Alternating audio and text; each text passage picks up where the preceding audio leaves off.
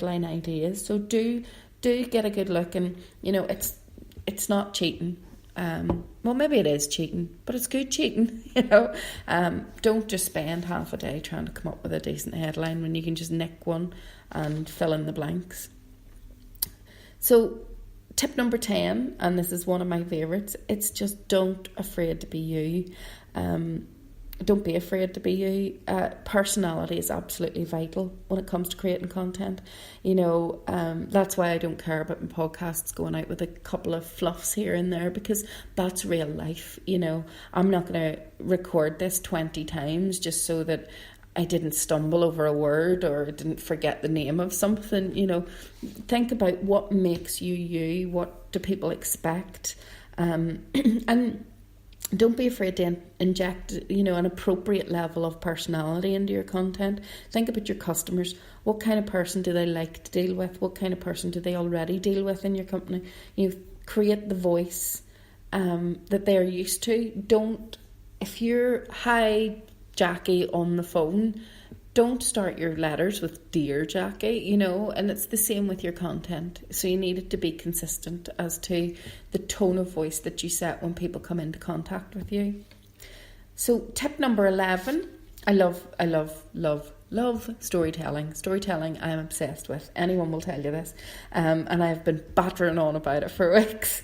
So people respond best to real life stories and real case studies. Maybe they were called case studies and testimonials in the past, features for newspapers, things like that. So try telling your audience a little bit about you, the company, your customers. Think of ways you want to engage people on that personal level and take them on your journey. Don't just simply broadcast sales messages at them all the time, because that can do an awful lot of damage down the line. And then tip number 12 is user-generated content. Your customers are so good. You have no idea the amount of content they're creating behind your back, and you probably don't even know it. Pictures of Joe Blogs putting up his new windows, or whatever. My new shoes, here they are. So do look at what your customers are generating and reshare and retweet and repost all of that stuff. And maybe even if you've got a really good audience and an engaging audience, think about incentivizing them to post photographs of themselves or talk about the product or talk about them on their own channels. What you want to do is you want to make sure that you engage with all of that if they do.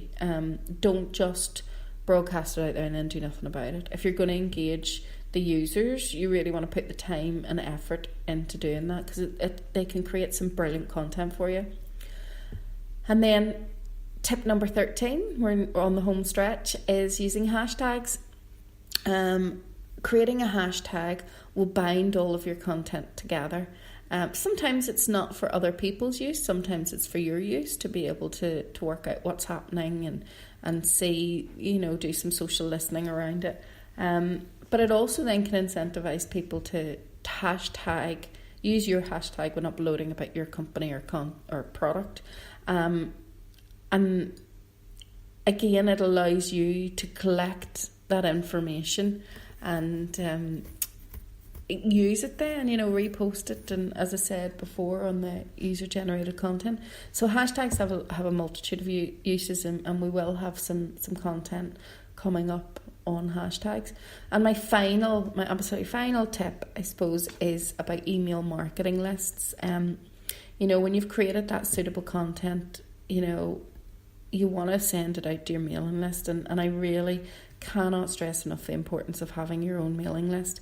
You could use it as an opt-in, for example. So you could send it out to people to say, if you want to stay on our mailing list, download this. Or you could use it on your social media to say, if you join our mailing list, you can have this content.